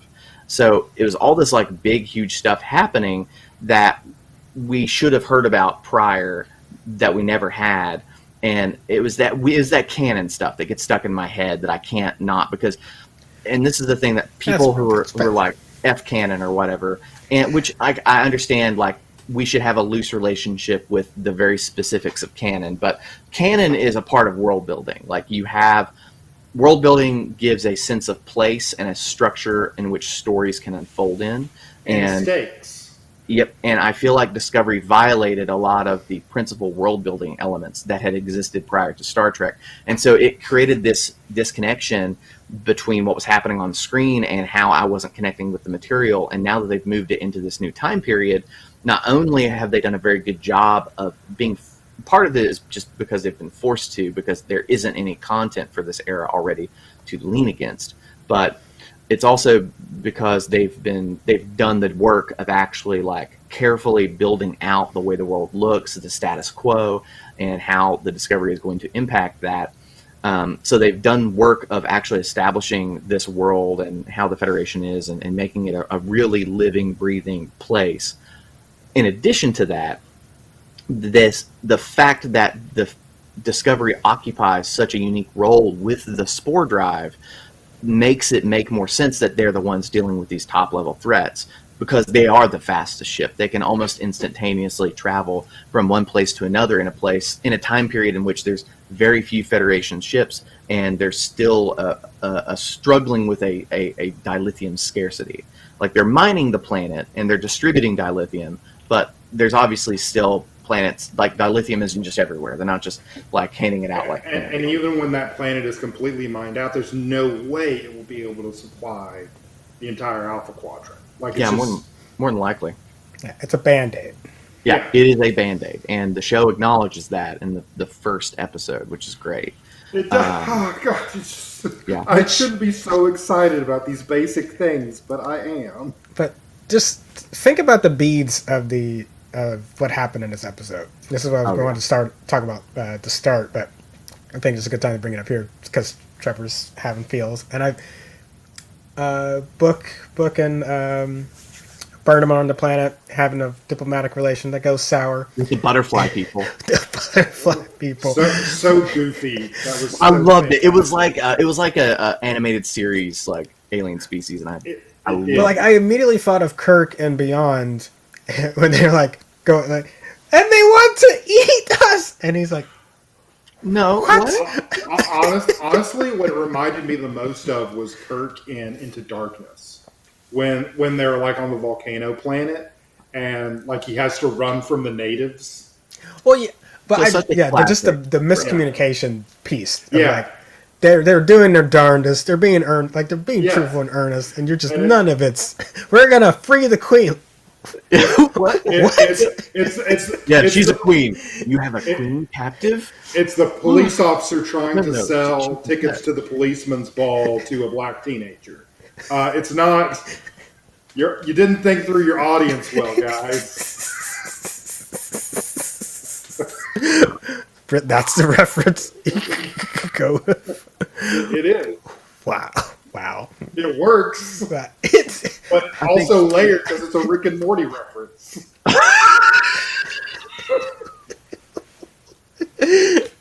Oh It's- man. It's when one of the Citadel Rick shows up trying to raise money for the new Citadel. I know, I got it. I'm still talking about the ethnicity of the two people. You know what? Never mind. It's fine. It's fine.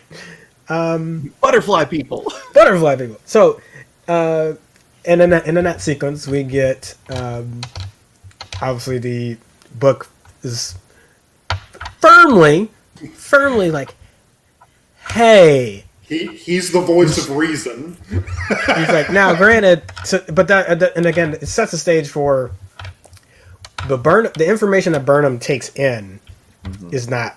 She's making good assessments, and it continued to show her prowess, and then but it also again sets that stage for the president's in that conflict later. So I love that you got She could have left in the planet and then put the dilithium in the satellites. Like, she didn't have to have the dilithium in the satellites while on the planet. You lunatic. But yeah, you get the bit of that arc at the very beginning to establish it and ground it. That like she's doing her own thing, she's taking in that data. You're right, yeah. Yeah. To And- establish later on. Yes. President's like showing us that the Federation is coming back together, not just in a oh yeah, Federation coming back together. We got a number of planets. Like no, actually, we actually seen the administration of the Federation. It's the They're Federation. rebuilding their institutions. Yeah, like Starfleet Yes. Academy is back.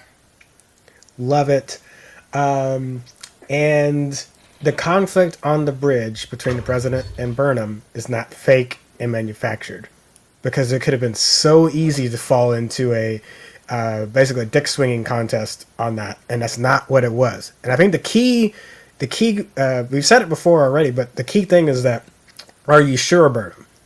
Because when Burnham snaps back at it, the president has to also re-clarify. It's like, I didn't say that you were wrong. Yeah. I'm simply asking the question. Just asking putting a this question, in- questioning your authority.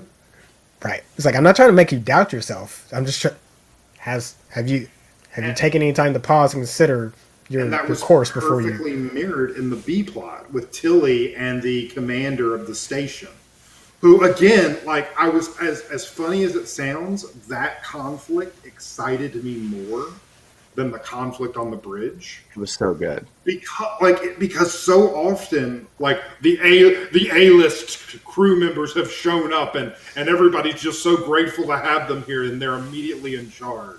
And it's like, no, this guy ran across an anomaly no one's literally ever heard of. So of course he had trouble. And of course he needs help, but like, all he needs is a little help. He's got this. And I thank you. Like competent, like good characters who actually can disagree and create conflict. But he also hadn't seen what the Discovery crew had seen before. Exactly. Correct. So there's layers to it. And exactly. And so, like, it's one of those things to where Tilly let him be in charge for as long as she could. And then it was like, bro, look, this is a Tuesday for me. This is the worst day of the life. This is the worst day of your life for you. Listen to me.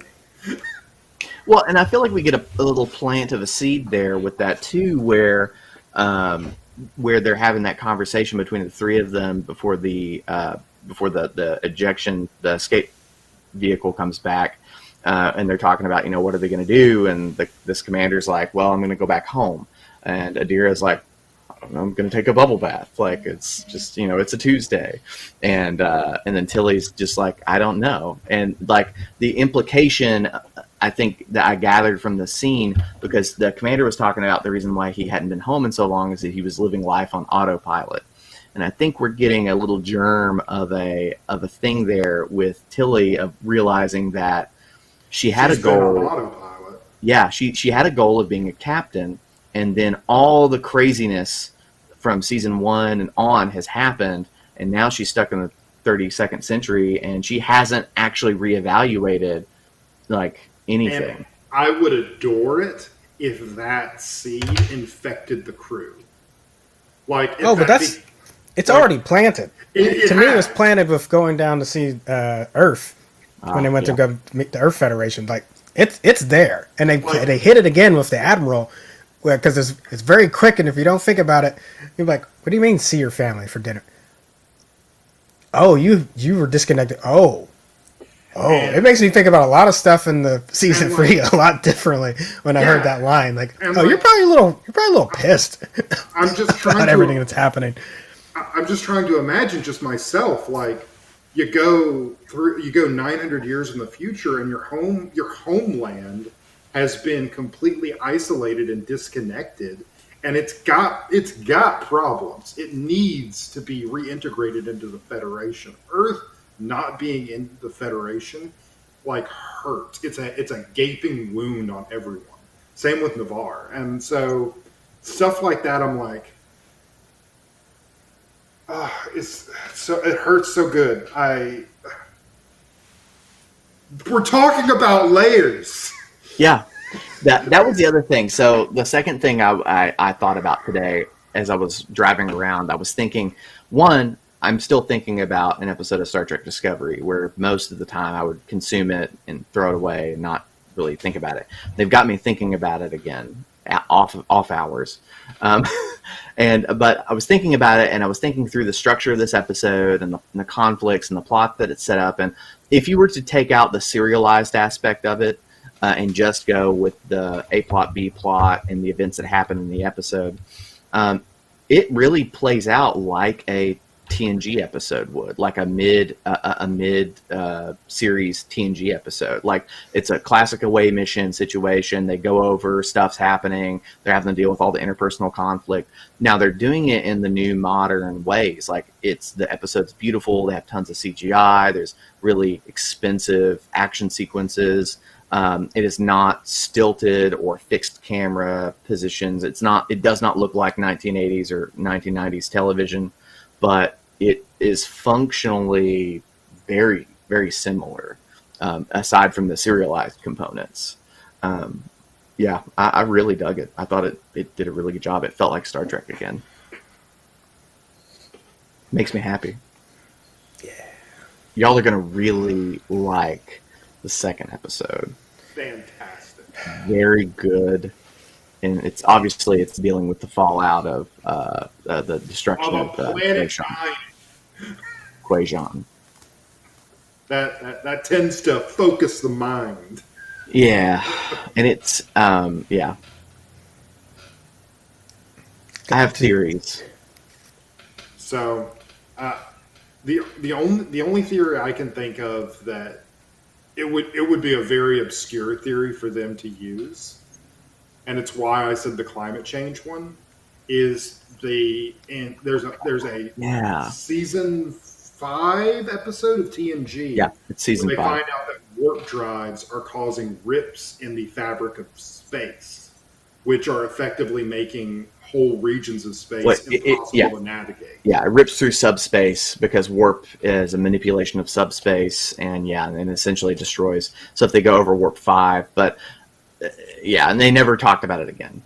So what this could very easily be is that they had figured out a fix for it a long time ago. The burn happens, and so the galaxy is now a festering wound. And now dilithium is starting to filter out into the galaxy again. And those rips are now starting to get ripped right open. That would be interesting. I'm leaning on 2 alternating theories. Hang on, and the other, I don't, but it was not, no, never mind. They weren't Cardassians. They looked like Cardassians, but they weren't. Yeah. It was the aliens that they had a very Cardassian look. So my 2 alternating thoughts at this moment are, one, there's a red herring plot in season 3 where apparently like the split between the Vulcans and the Federation was caused by this new alternative warp system called SB-19, which is essentially creating an artificial wormhole. Wormholes obviously are huge, like gravity things. They're effectively black holes. So it could be related. It could be that maybe the Federation did try to use SB-19 and it failed, or maybe the Vulcans tried it and didn't tell anybody and it failed, and that's why they're like, we can't use this. The Orions may have stolen it. Another branch of the Federation may have tried it. So it could be tied to that. Alternatively, for some reason, I feel like it would be an interesting plot point if it turns out that this is caused by the Discovery spore drive. If there was something, because the spore drive is still experimental, we still don't really know a ton about it. They really restricted its use for a long time up until they got to the 32nd century, and now they're using it all the time. So, and we know that they're going essentially through a parallel dimension that is inhabited by other species. So maybe it has something to do with that. I hope it's not that. But I mean, we've already seen that side lash out. Yeah, I know. But I'm here for it if that. It's not my first choice. However, it's like, I think, instead of that, I think that being a bad idea, it's like, that's a 7 out of 10. Yeah. Yeah. I still would rather it be like, the thing I'm enjoying about this is that it's not a problem that they can shoot out of, that they can shoot their way out of. Like, it's a problem that is going to require like science and logic and institutional teamwork. Diplomacy. And that's Diplomacy really and being interesting. nerds. Yeah. So yeah, that's all my thoughts. Was there any particular shout outs about the episode you wanted to discuss? I think I gave all my shout outs and so a weird thing, that initial intro where they're like landing on the planet felt like something right out of Star Wars. And like I've been saying this, but like, I love Book's ship. I love the design of it. It is the first ship, because like everybody since Star Wars, since the Millennium Falcon has been made, every sci-fi hack has been trying to, including myself, has been trying to make their own like Millennium Falcon, that they're cool hero smuggler ship. Mm-hmm. And I feel like they all suck. They've all been bad. Even other Star Wars like Millennium Falcon ships have been bad. This is the first one I feel like that has its own unique aesthetic, but it's also hitting that same cool zone. Like it's still absolutely that hot rod in space, but he's got that beautiful like living wood wall paneling. It's made so even good. Better because Book himself is really cool. It's like Like I remember the first time he showed up on screen, I was like, if this motherfucker turns out to be a Star Trek Han Solo, I'm going to throw something at the TV. And then it's like, no, he's a space druid. He's even cooler in a lot of ways. He literally has magic empathy powers. Animals are his friends. And that's automatically cool. I'm like, but like, also he's kind of a smuggler too. But like, for wildlife. And I'm like, what? It's as wholesome as it can get. It's as wholesome as you can get. It's so good. I love it. And like he's so chill. He's been like the first romantic lead that's genuinely won over Burnham. Because I feel like the Klingon guy, he only won him over. Tyler had some issues. Well, no. So the reason why is because, again, Burnham fell in love with him because the script said so. There's that also. Whereas I actually feel these two have chemistry. And like Book is a very nice counterbalance because he's literally because Burnham's like logical to the point where she's sometimes a robot, and Book is literally an empath who has lived his life outside of institutions entirely. So I dig it. They're great. I'm a big fan. I like it when they're both on scene bickering, and like where he's like, "This is a crazy idea." And she's like, "No, it'll be fine. It'll be great." It's great. It's I love the show. I'm digging it. I cannot wait to see where it's gonna go. I'm genuinely excited for the next episode, and so it's really nice. Although we have to wait a week. Kyle's got to wait 2 weeks. It sucks, actually. So It's like it might be worse. This episode ends on as big of a cliffhanger Oh God! as the first one. So I'm dying over here, and also I don't have anybody I can talk to about it. Because if you're So trying to not talk only to do I have to your, wait 2 weeks, I also have to wait a week before I can say anything to anyone about it. It's awful. okay, when I watch it, when I'm done watching it, I'll text you, and you can just It's gonna be like Man Park. One thing I wanted to share with the fans real quick. Oh God. that has been the most accurate It SNL hurts. video they've made in a very long time. It hurts so bad. Oh. Anyway, what you were saying. What Kyle's going to receive in the mail very soon is from the online screening last night from Paramount Plus. Nice little card there, and it's basically a captain's seat pin. I don't know if you can see that there. Got the Star Trek Discovery title at the bottom, and so didn't have to do that, but we talked about Paramount screwing up the international release, but marketing wise, everything else has been nuts. That last night was great. You could take a photo on an app or on inside your phone. Put your photo up and get a Starfleet Academy background, and be included. That's how some people start figuring out that there's cast members amongst us inside the group. Like, wait a minute, it's Doug Jones, it's Nico Martin Green, and obviously they start showing up on the video. It was a really good night, and obviously for folks that could stay, it was an even better night. And it's really good. So keep it up, Paramount. Yeah, keep it up. Yeah, that's how you win goodwill. Yep. Golf clap, everybody. All right, Kyle, you want to close this out? Yeah, so we have a Patreon at patreon.com/nerdunion if you'd like to support us. We have a youtube.com/nerdunion. For any of you who aren't watching us on our Twitch stream, which is at twitch.tv/nerdunion. We also have a website full of a bunch of written stuff for those of you who like to write things or read things. It's nerdunion.us. So I will be doing weekly reviews of Discovery on the website. I'll also be doing video reviews of that article. They'll be posted to the YouTube channel. And, of course, we do Retro Rejects every couple weeks. And that is it, unless you guys got any things to plug. No, I'm excited for Discovery. It's the first time I've been excited for a show in a while.